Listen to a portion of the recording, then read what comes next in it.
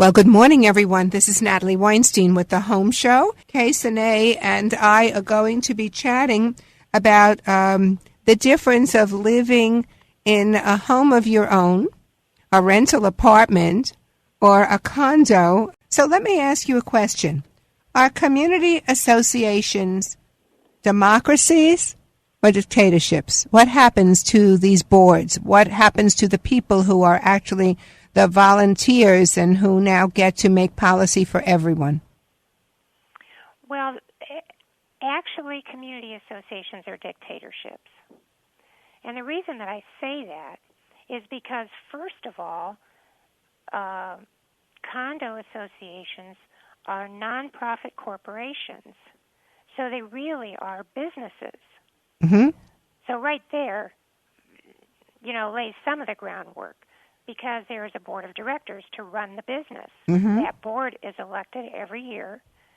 They establish the budget, they set the fees, they hire the contractors, they settle the disputes on the property, they generally enforce the rules and the collection policy. So they really run the show. Yeah, so they have a lot of power. Absolutely. And that power can be used for good, or the common good, or maybe not necessarily so? Correct. I don't want to sound like living in a condo association is a complete and total nightmare for everyone, because it's not. There are many people are wonderfully happy living in a community association. However, it can be a nightmare, like it was for me, if you do not know what you're getting into. Yes. Now, I live in a wonderful condo area, which is a community near to where my office is in the St. James, Smithtown area. And the first time I started putting some plants around, beautiful colored flowers that were just, annuals, the committee for landscaping came by and said that I couldn't do that because this was not my own home. And it was the first time anyone ever approached me from the condo telling me that the place that I had paid all this money for wasn't my home. And, of course, they meant it in the general and broader term, and I meant it as my specific home. So clearly I understood at that time that I couldn't do the things I always did in my own home in terms of plantings, but I did learn what the rules were and conform to the rules and still had my flowers, but maybe I would have done much more if they had let me. So that's just one isolated example of how I can see where those rules could certainly be, unhappily enforced, and nobody will be walking around smiling at their neighbors for very long. Correct. So how did it feel, first of all, before we go on with some general questions, but how did it feel to be the manager and live in the community? Were you bothered all the time by people? Absolutely. Absolutely. That's one of the main reasons that I moved out. I see. Of course, in my management company, I offered 24/7 availability. But in that case, it wasn't necessarily just to me.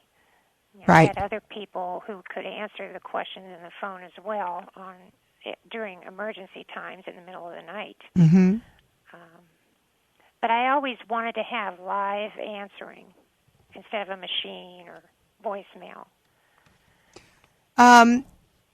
Let's talk about the advantages first of community condo living like this. What would be? I mean, I know obviously why I did it. I wanted to downsize. My children were grown and gone. My family was dispersed. My kids and grandchildren in California. My father and mother, at the time my mother was alive, in Florida. And I didn't want the big house because nobody was really coming home to me anymore. We were all going down to my folks. And the community that I selected was located 5 minutes from my business and 10 minutes from an airport. And it was gated. Mm-hmm. So and there was another reason. in the downsizing process, and I wanted to have my master bedroom on the main floor, and in my home, I did not have that. So the layout worked for me because then I didn't have the steps, and I wanted to have guest rooms upstairs that would be utilized by anybody who wanted to come and visit when they chose, and I didn't want to be on the same level with that. So these were all of the reasons why I selected to go to this particular condo. When my husband saw me, and this is quite a story, this was an area where there were no condos before this one, which is now about 8 years old.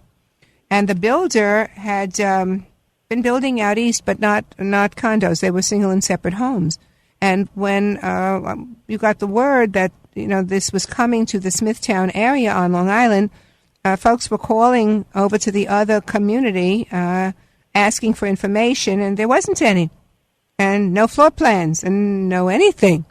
And so what they said was they would take your name, and when there was a pre-opening, they would move a trailer, onto the property. They would notify you by mail. So months went by, and then I got a postcard. And as the postcard arrived, I noticed the date. I marked it in my calendar, and it said, I think, 10 o'clock and so on. So I decided to go see a client in the morning. And on my way back, I would pop over there and, have a look at to pick up a brochure or whatever. But I was on the main drag, and as I went to make the turn into this area, which was another main thoroughfare opposite a big mall.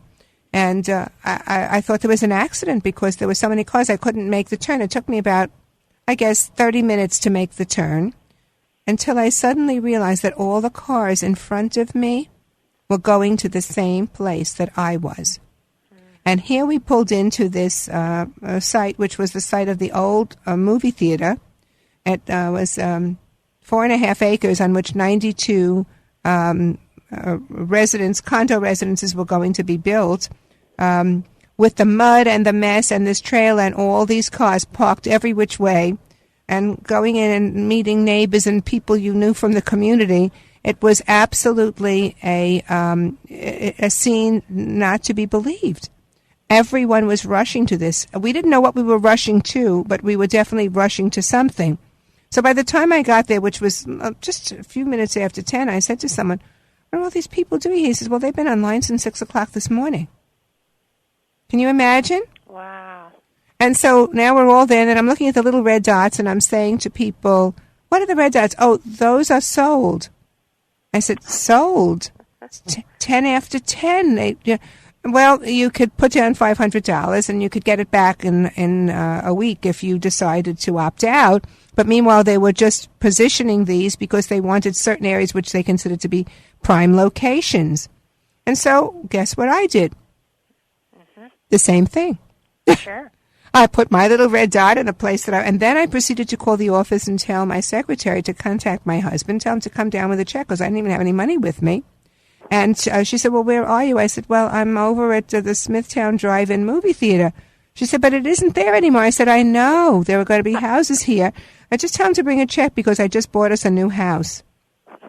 So if you want to talk about reading any informational material, I had no clue what I was getting us into.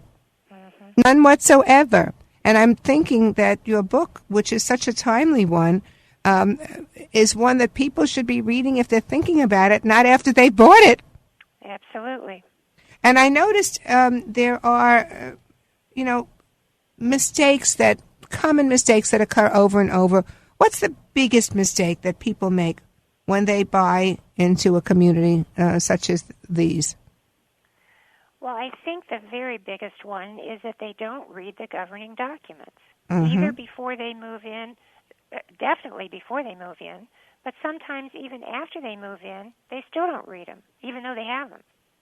I have to tell you, I asked you about the amount of pages because I recently relocated my filing systems, and I came across the Country Point Bible. It's over 300 pages. Well, that was probably, you bought from the developer. Yes. So you probably received what can be commonly called a disclosure package. Mm-hmm. And typically those are much larger than just the declaration and bylaws. Now, my guess would be that the declaration and bylaws would be within They are. those 300 pages. Yes, and I never really sat down and found it so fascinating to read through it, although I did sort of speed read and skim through it at some point, but it was after I bought it. It wasn't before. So I can clearly understand that. It's just been an absolute disaster. Yes.